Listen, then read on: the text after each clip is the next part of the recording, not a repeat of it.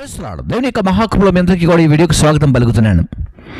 క్రైస్తవ పాస్టర్స్ ఎవరైతే ఉన్నారో వారందరూ కూడా దశమ భాగాల కోసమే మతాన్ని మరుస్తున్నారని, పాస్టర్లందరూ కూడా దశమ భాగాల కోసమే వీధులమ్మడి తిరుగుతున్నారని, దశమ భాగాల కోసమే పాంప్లెట్లు పట్టుకుని తిరుగుతున్నారని, దశమ భాగాల కోసమే సువార్త ప్రకటిస్తున్నారని చెప్పి ఈ మధ్యకాలంలో చాలామంది అంటే చాలామంది తెలిసిన వారు, తెలియని వారు, అర్థం తెలియనటువంటి వారు, జ్ఞానం ఉన్నవారు, జ్ఞానము లేని వారు ఎవరు మాట్లాడినా ఈ మధ్యకాలంలో పాస్టర్స్ పైనే మాట్లాడుతున్నారు. అయితే ఈ సమయంలో క్రైస్తవ పాస్టర్లందరూ కూడా, సంఘానికి సంబంధించిన సావుకులందరూ కూడా అసలు ఎలా పరిచయం చేస్తారు, ఎలా చర్చ్లో పనిచేస్తారు, అంతేకాకుండా వారికి ఇచ్చే శాలరీ ఎంత ఉంటుంది, వారు ఎంత ఇస్తే సేవ చేస్తారు, వారు డబ్బు కోసమే సేవ చేస్తున్నారా, లేకపోతే డబ్బే ప్రధానమైనటువంటి కేంద్రంగా పెట్టుకొని గ్రామాల్లో, పట్టణాల్లో, ఆయా ప్రాంతాల్లో సువార్తను ప్రకటిస్తున్నారా అంటే ఆ విషయాలన్నీ కూడా మీ అందరికీ అర్థం కావడానికి నేను ఈ వీడియో చేస్తున్నాను. దయచేసి గమనించండి. ఎవరైతే నిందలు వేస్తున్నారో వారందరూ కూడా చక్కగా ఈ వీడియో చూడాలి. ఎవరికైతే అవగాహన లేదో వారందరూ కూడా ఈ వీడియోని చక్కగా చూడాలి. చూసినప్పుడే మీ అందరికీ కూడా అర్థం అవుద్ది. ఒకవేళ ఇంకా అర్థం కాలేదనుకోండి, దయచేసి గమనించండి. నా నెంబర్ ఉంటుంది. మీరు కావాలంటే వరంగల్ జిల్లా, మీరు ఏ ప్రాంతంలో ఉన్న వరంగల్ జిల్లాకు రండి. వరంగల్లో నేను ఉంటాను. వరంగల్లో వెనక స్క్రోల్ అవుతున్నటువంటి మా చర్చ్ కూడా మీకు కావాలని నేను స్క్రోల్ చేస్తున్నాను. ఈ చర్చి ఉంటుంది. ఈ చర్చికి నేను కాపరిగా ఉన్నాను. ఓకేనా? రైట్. కాబట్టి ఈ కాపరులు, పాస్టర్స్ అందరూ కూడా మరి మీరు దశమ భాగాలని మాట్లాడుతున్నారు కాబట్టి అసలు ఆ దశమ భాగాలంటే ఏందో కూడా మీకు తెలియాలి. కాబట్టి ఈ సమయంలో మీ అందరి కోసం నేను ఈ వీడియో చేస్తున్నాను. కాబట్టి అసలు ఒక వ్యక్తి మాట్లాడుతున్నాడు ఈ దశమ భాగాల గురించి. ఏమని మాట్లాడుతున్నాడు ఒకసారి వినడానికి మనము ప్రయత్నం చేద్దాం. ముందుగా వీడియో. లేకపోతే కన్వర్షన్లు అనేవి ఉండవండి. కన్వర్ట్ చేయాలన్న ఆలోచన కూడా కలగదు. ఆ దశమ భాగం డబ్బుల కోసం ఎంత చిల్లరగా వ్యవహరిస్తారనేది తార్పుడుగాళ్ళు అంటారు. వాళ్ళని సమాజంలో వాళ్ళు సింపుల్గా చెప్పాలంటే తార్పుడుగాళ్ళు అంటారు. తార్పుడుగాళ్ళు అంటే తార్చేవాళ్ళు అని అర్థం. మనకి ఇప్పుడు దశమ భాగం అని ఒకటి ఉంది క్రిస్టియానిటీలో. ఆ దశమ భాగం అనేది లేకపోతే కన్వర్షన్లు అనేవి ఉండవండి. కన్వర్ట్ చేయాలన్న ఆలోచన కూడా కలగదు. ఆ దశమ భాగం చూశారు కదా. పాస్టర్లు అంటే కన్వర్షన్ కావడానికి గల కారణం ఏంటంటే దశమ భాగాలట. దశమ భాగాలు కోసమే పాస్టర్లందరూ పనిచేస్తున్నట్టుగా చెబుతూ ఉన్నారు. అసలు అర్థం కానిటువంటి విషయం ఏంటంటే ఎంతోమంది ఉన్నతమైనటువంటి చదువులు చదువుకొని జాబును కూడా విడిచిపెట్టి సేవకు వచ్చినటువంటి వాళ్ళు ఉన్నారు. ముందు ఆ సంగతి తెలుసుకోండి.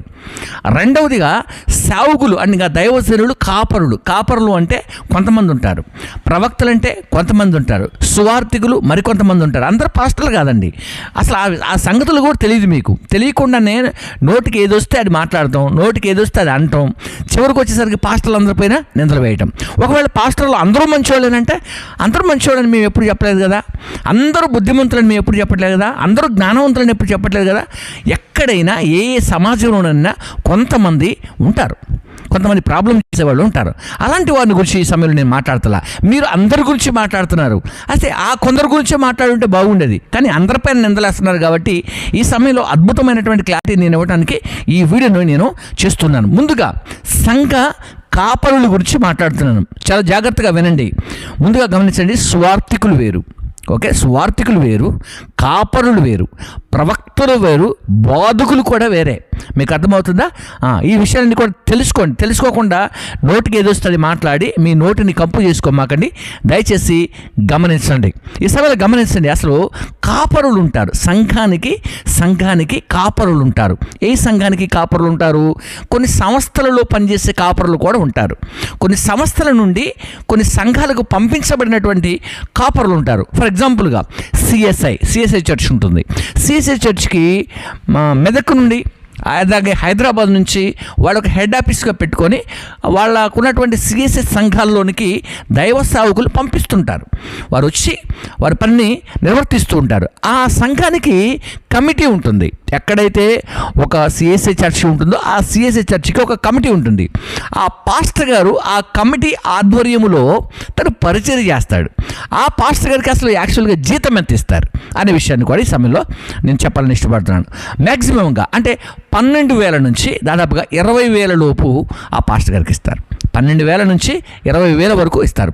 కానీ ఆ పాస్టర్ గారు దాదాపుగా చక్కని ఎడ్యుకేషన్ కలిగి ఉంటాడు, చదువు కలిగి ఉంటాడు, ఉద్యోగానికి ఈజీగా సంపాదించుకోగలుగుతాడు. కానీ దేవుని యొక్క వాక్యాన్ని ప్రకటించాలని, దేవుని యొక్క సత్యాన్ని ప్రకటించాలని ఆ యొక్క సేవకులు డెడికేట్ చేసుకొని ఆ సేవకి సమర్పించుకుంటారు.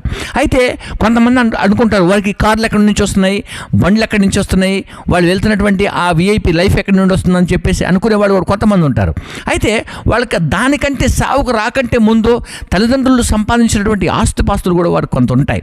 అవి కూడా వారికి తల్లిదండ్రులు సేవకుడు కాబట్టి గిఫ్ట్గా కొన్ని ఇస్తూ ఉంటారు. అర్థమవుతుందా?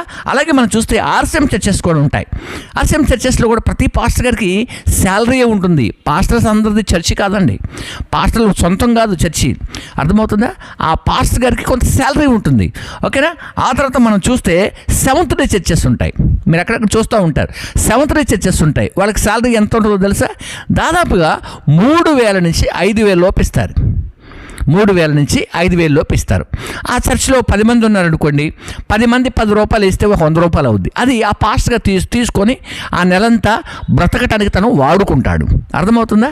అంతేగాని సువార్త ప్రకటించి కన్వర్షన్ చేసి దర్శనం భాగాలు తీసుకోవటం అనేది నేను కొంచెం తర్వాత చెబుతూ ఉంటాను. ఓకేనా?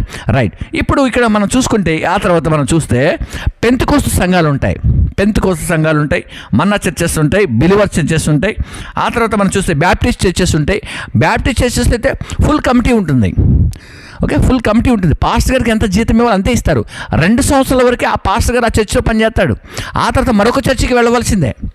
ఈ సంగతులు మనకేం తెలియదు. ఏది పడితే అది వాగుడే, ఏది పడితే అది మాట్లాడుడే. ఓకేనా? రైట్. ఆ తర్వాత మనం చూస్తే కొన్ని సంస్థలు ఉంటాయి. చాలా పెద్ద పెద్ద సంస్థలు ఉంటాయి. వాడు ఏంటో తెలుసా? 500, ₹1,000, ఎక్కువ అంటే 3,000, ఇంకా ఎక్కువ అంటే 5,000, అంతకంటే ఎక్కువ ఎవరు పాస్టర్ గారికి. మరి ఆ సంగతి మీకు తెలియదు. ఎందుకంటే మీకు మైకు దగ్గర ఉంది కదా అని ఏది పడితే అది నోటికి వచ్చి మాట్లాడతారు. కానీ అర్థం కానటువంటి జీవితాలతో ఈ రోజున సేవకులు చాలామంది కష్టపడుతున్నారు. ఓకేనా? ఆ తర్వాత ఇండిపెండెంట్ చర్చెస్ అంటే మాలాంటి చర్చెస్.